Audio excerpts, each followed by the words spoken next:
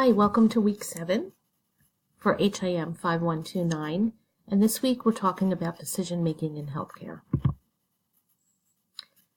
Our session objectives for the week are listed here. We'll evaluate a decision making framework, describe techniques, develop and interpret the expected value of perfection information, analyze sensitivity on outcomes, look at multi-attribute decision-making, and describe clinical decision support.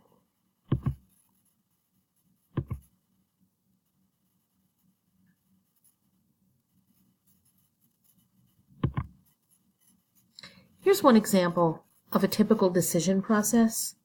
Keep in mind that decisions are not all equal. Many times you have varying information about the decision, and there's variability in the importance and the risk in that decision outcome.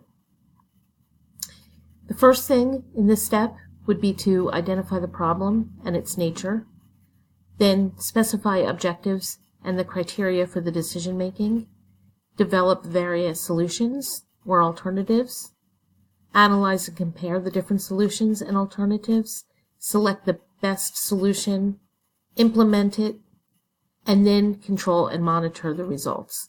And this decision process follows many of the same steps found in quality improvement frameworks as well.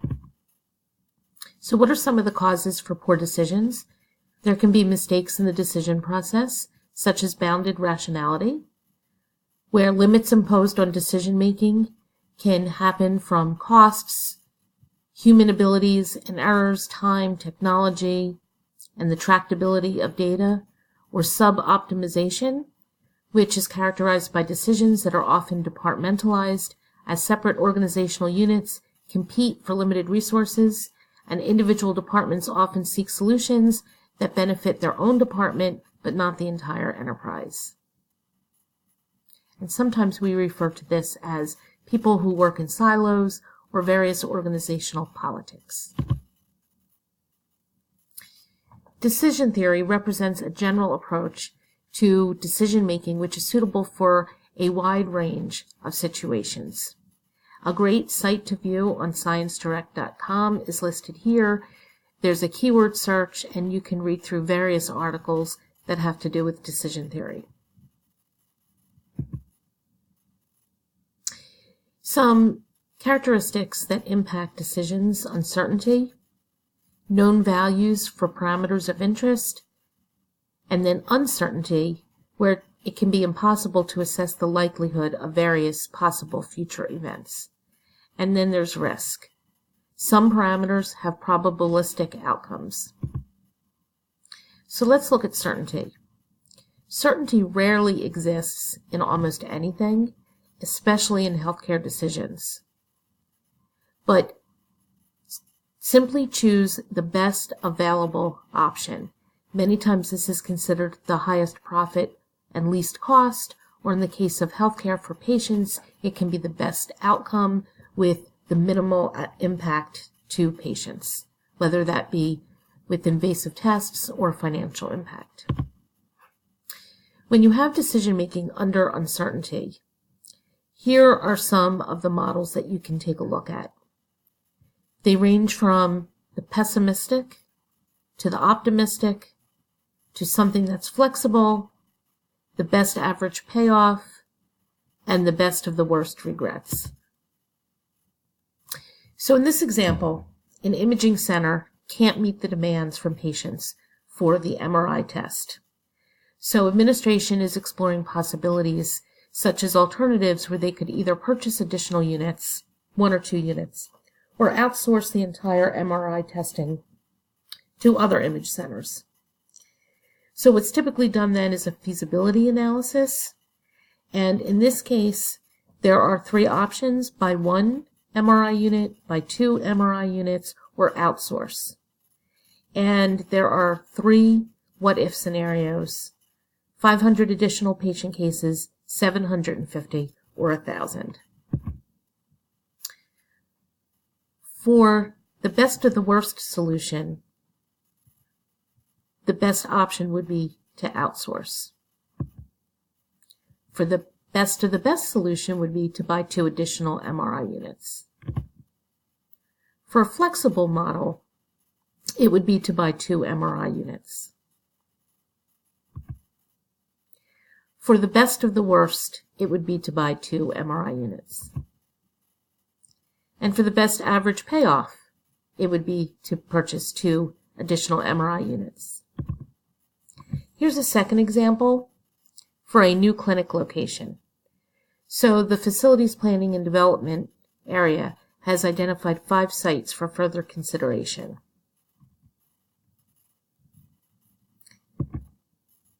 In this case, Monument Avenue would be considered the best of the worst.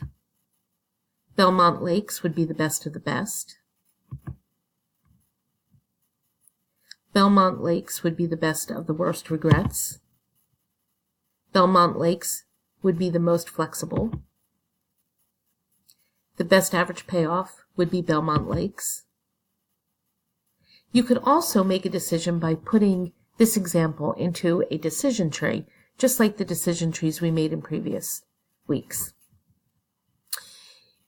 Here you see a decision point where you could purchase 1 MRI unit and then from there look at, is it 500 new cases, 750 new cases, or 1,000 new cases?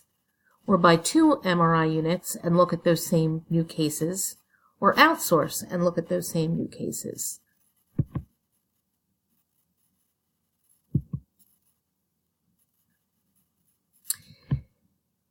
Another method is decision analysis with non-monetary values and multiple attributes. And this is actually something that I personally prefer when I am looking at making a decision. I will typically create something like this in Excel. I tend to call it a rubric, but it's really a decision analysis spreadsheet. And you can add something such as an importance ranking, which I also consider a weight. So you may have all of these different attributes. For example, in this example, availability, reliability of IT, quality, cost, on-time delivery. But what you're really going to do is sit down with your stakeholders and find out the priority of those attributes and then assign an importance or a weight ranking. You could also add criteria for a minimum acceptable level. So now let's look at clinical decision making.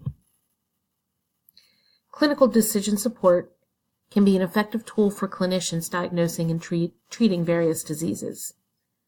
It can facilitate evidence-based management and the dissemination of best practices, and it can be instrumental in the adoption of cost-effective treatment modalities for patients.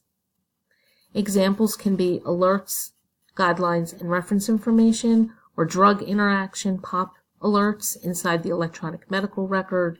It can be multi-parameter order set alerts in nursing care plans, and this can be used for various disease diagnostics using laboratory or other clinical knowledge resources.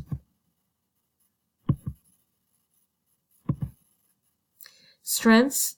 This can be useful at various stages of the care process. It can improve provider performance on various quality measures. Some examples of quality measures can be shorter lengths of stay, cost reduction, improved patient outcomes, but drawbacks can be inappropriate implementation. There's a need to educate clinicians. Clinicians may not accept the system and adopt the system because they prefer to use their subjectivity and expert judgment. And there also could be a failure to customize the workflow. And this is really important now when we talk about precision medicine and having customized treatment options for patients.